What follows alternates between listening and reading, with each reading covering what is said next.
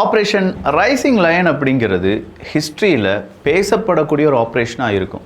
சொல்லப்போனால் இஸ்ரேல் செய்ததில் ரொம்ப முக்கியமான, அதே நேரத்தில் வெற்றி பெற்ற ஒரு ஆப்ரேஷன் ரைசிங் லயன் இருக்கும் அப்படிங்கிற தகவலை இன்றைக்கி இஸ்ரேலினுடைய ஊடகமும் இஸ்ரேலினுடைய இராணுவமும் சொல்லியிருக்காங்க.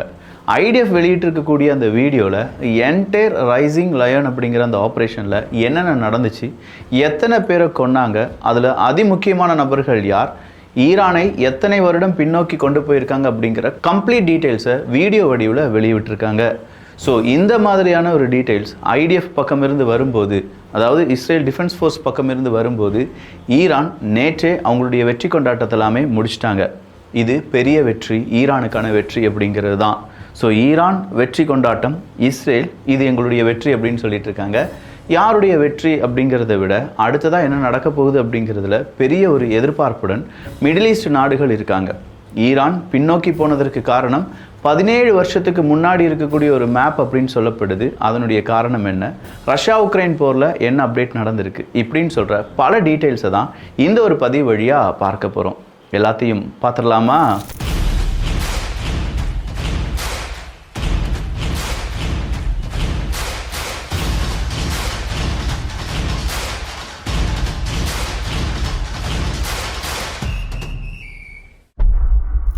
ஃபர்ஸ்ட் ரஷ்யா உக்ரைன் அப்படின்னு சொல்லும்போது நேட்டோவினுடைய ஒரு சமிட்.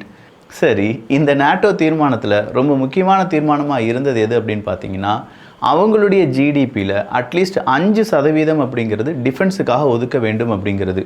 இந்த டிஃபென்ஸுக்காக 5% ஒதுக்கக்கூடிய இந்த ஒரு டைம்லைன் இருக்குல்ல, இதை எவ்வளவு வருஷத்தில் அச்சீவ் பண்ணணும் அப்படின்னு சொன்னால் 2037க்குள்ளே அச்சீவ் பண்ணணும் அப்படின்னு சொல்லியிருக்காங்க. ஸோ 2037 அப்படின்னு சொல்லும்போது ஒரு 10 வருஷம். அப்போ இந்த 10 வருஷம் 12 வருடங்கள் இதற்காகவே பல நாடுகளும் அவங்களுடைய முழு முயற்சியில் ஈடுபட வேண்டும். ஏகப்பட்ட ரூபா சம்பாதிக்க வேண்டியதாக இருக்கும். அதுலேயும் டிஃபென்ஸுக்காக இவ்வளோ ரூபா ஒதுக்குறாங்கன்னா அடுத்த 10 வருஷத்துக்கான ப்ராஜெக்டை பக்காவாக அமெரிக்கா போட்டு வச்சுருக்கான் அப்படிங்கிறது தான் தெளிவான ஒரு விளக்கம். ஸோ அமெரிக்காவை பொறுத்த வரைக்கும் 5% ஜிடிபியில் நாங்கள் எங்களுடைய மிலிட்ரிக்கு தேவையான எல்லாமே செஞ்சுருவோம்.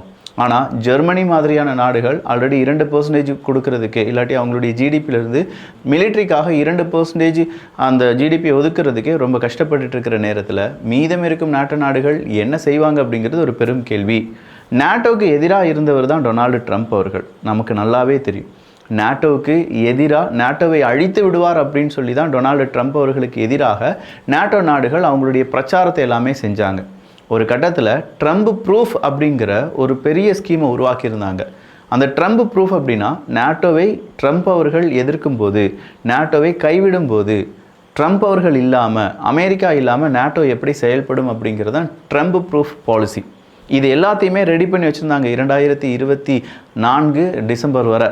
ஜனவரியில் ட்ரம்ப் அவர்கள் ஜெயிக்கிறாங்க. நேட்டோ சமிட் இப்போ நடக்குது. இந்த நேட்டோவினுடைய சமிட்டில் அதை முடிச்சுட்டு வர்ற டொனால்டு ட்ரம்ப் அவர்களிடம் கேட்கப்படுது, நீங்கள் நேட்டோவில் கண்டினியூ ஆவீங்களா அப்படிங்கிறது தான். அதுக்கு ட்ரம்ப் அவர்கள் சொன்ன பதில் என்ன தெரியுமா, நேட்டோ பற்றியான அந்த தாட் இருக்குல்ல, அதை நான் கம்ப்ளீட்டாக சேஞ்ச் பண்ணிக்கிட்டேன். இதுக்கு முன்னாடி வர நேட்டோ பற்றி தவறான அபிப்பிராயம் என் மனசில் இருந்துச்சு, இப்போ அப்படி கிடையாது. ரொம்ப தெளிவாக அபிப்பிராயத்தை மாற்றிவிட்டேன். நேட்டோ உலகத்துக்கு நல்லது. என்னையா இது, யூடர்ன் ஓட்டனெல்லாம் அடிச்சிட்டாரு ட்ரம்ப் அவர்கள் அப்படின்னு சொல்லிட்டு இருக்கிற நேரத்தில் நேராக செலன்ஸ்கி பக்கம் வரலாம். ஏன்னா செலன்ஸ்கி அவர்கள் நேட்டோவில் இணைய வேண்டும் அப்படின்னு சொல்கிறது நடக்காமல் போச்சு. ஐரோப்பிய ஒன்றியத்தில் இணைய வேண்டும் அப்படின்னு சொன்னதும் நடக்காமல் போச்சு.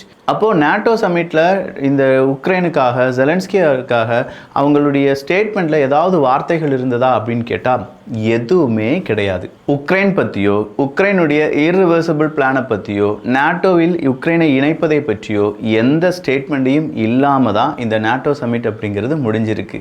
யாருக்கு ரொம்ப பெரிய அளவில் இது அவமானம்? செலன்ஸ்கி அவர்களுக்கு.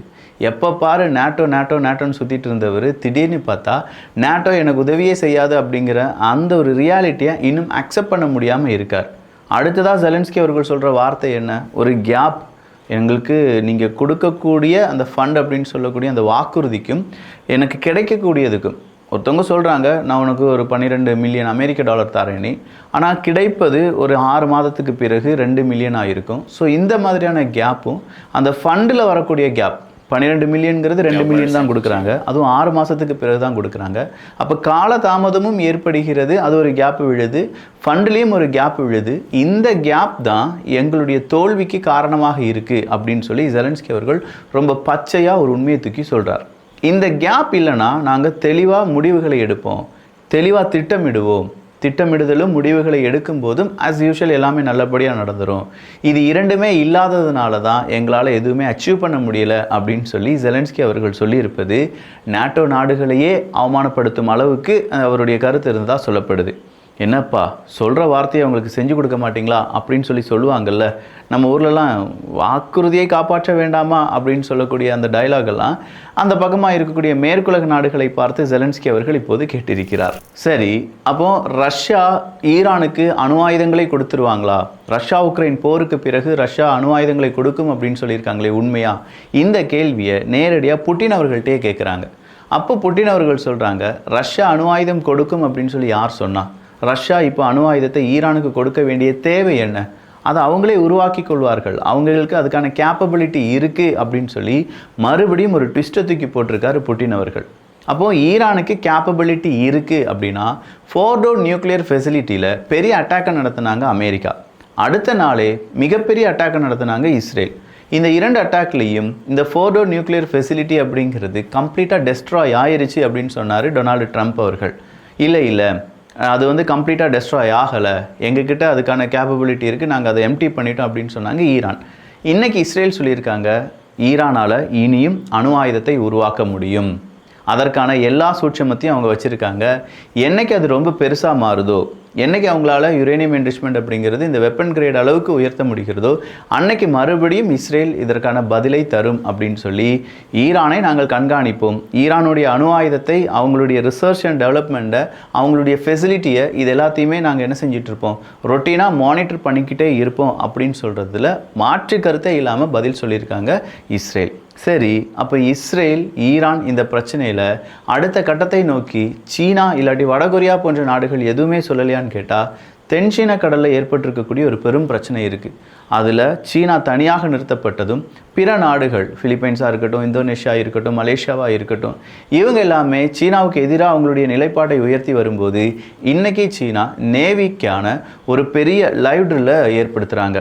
இந்த லைவ் ட்ரில்லில் ஒரு படகுலிருந்து அடுத்த ஒரு படகை அழிப்பது எப்படி, எதிரி நாட்டை சமாளிப்பது எப்படி, சுற்றி வளைப்பது எப்படி அப்படிங்கிற கம்ப்ளீட்டான யுத்தம் நடந்தது என்றால் அது தென்சீன கடலில் எப்படி எதிரிகளை துவம்சம் பண்ணுறது அப்படிங்கிறத பற்றியான ஒரு ஸ்டடியை நடத்தி முடிச்சிருக்காங்க சீனா. ஸோ சீனாவை பொறுத்த வரைக்கும் அடுத்த கட்டம் அப்படிங்கிறது சீனாவினுடைய வளர்ச்சி. சீனா வளரும்போது சீனாவை எதிர்ப்பதற்காக ப்ராக்ஸி யுத்தம் சீனாவுக்கு எதிராக இருக்கும் அப்படின்னு சொல்லி பிலீவ் பண்ணுறாங்க. அந்த பிலீவ்னால் சீனா என்ன செய்கிறாங்க, இப்படி வார் ஒத்திகை அப்படிங்கிறத தொடர்ச்சியாக கண்டினியூஸாக செஞ்சுக்கிட்டு இருக்காங்க. அதில் இப்போ தென்சீன கடலும் மாட்டியிருக்கு அப்படின்னு சொல்லலாம்.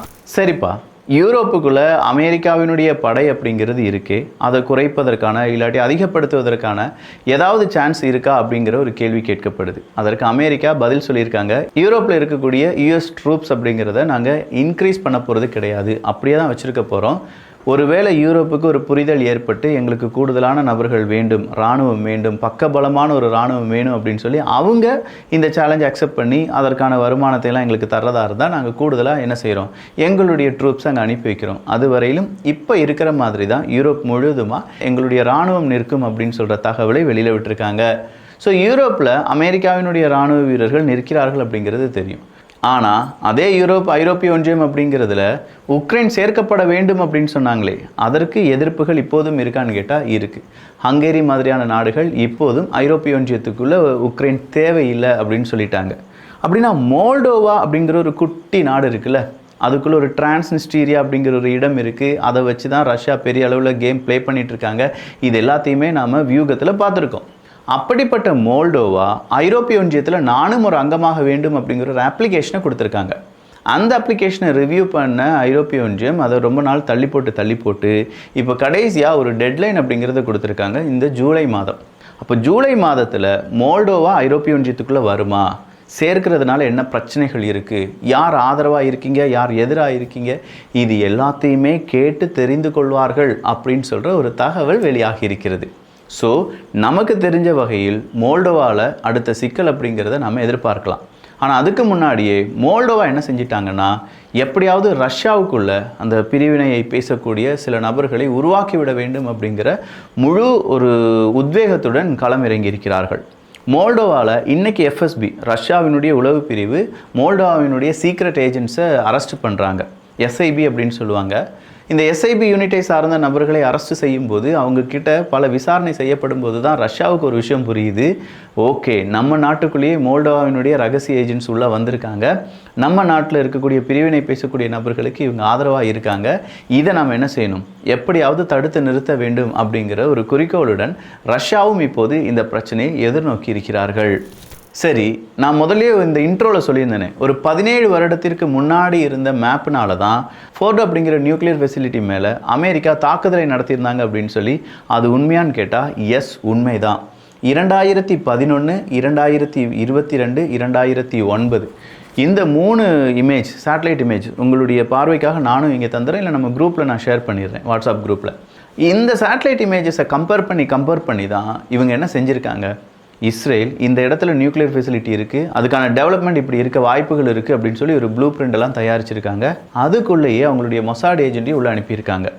ஸோ இந்த 2009 வந்த பலவிதமான டேட்டா, அவங்களுடைய சேட்டலைட் இமேஜஸ், அதில் 2025 ஏற்பட்டிருக்கக்கூடிய மாற்றத்தை அவங்களுடைய சூப்பர் கம்ப்யூட்டர் வழியாக கொஞ்சமாக ஆர்டிஃபிஷியல் இன்டெலிஜென்ஸ் எல்லாமே பயன்படுத்தி எந்த இடத்துல அதனுடைய முக்கியமான ஹால் இருக்குது இது எல்லாத்தையுமே கண்டுபிடிச்சிருக்காங்க. இது எல்லாத்தையும் கண்டுபிடிச்ச பிறகு தான் இந்த தாக்குதலை அமெரிக்காவும் இஸ்ரேலும் செய்ததாகவும், அதனால தான் ஈரான் மிகப்பெரிய அளவில் பின்னோக்கி சென்று விட்டார்கள். 2 விதத்தில் ஈரான் பின்னோக்கி சென்று விட்டார்கள் அப்படின்னு சொல்கிறாங்க. ஒன்று, ஈரானுடைய பாலிஸ்டிக்ஸ் மிசைல்ஸ் அப்படிங்கிற அந்த டெவலப்மெண்ட்டில், இன்னொன்று நியூக்ளியர் பாம்பு அப்படிங்கிறது உருவாக்குறதுல. இது இரண்டுமே இஸ்ரேலுக்கு எதிரானது, அதை நாங்கள் தடுத்து நிப்பாட்டிட்டோம் அப்படின்னு சொல்லியிருக்காங்க இஸ்ரேல். ஸோ ஈரான் அங்கே தோற்கடிக்கப்பட்டிருக்கிறது. 17 வருடங்களுக்கு முன்னாடி இருக்கக்கூடிய மேப் இப்போது பயன்பட்டிருக்கிறது. ரஷ்யா உக்ரைன் போரில் என்னெல்லாம் அப்டேட் நடந்திருக்கு அப்படிங்கிறதையும் பார்த்துட்டோம்.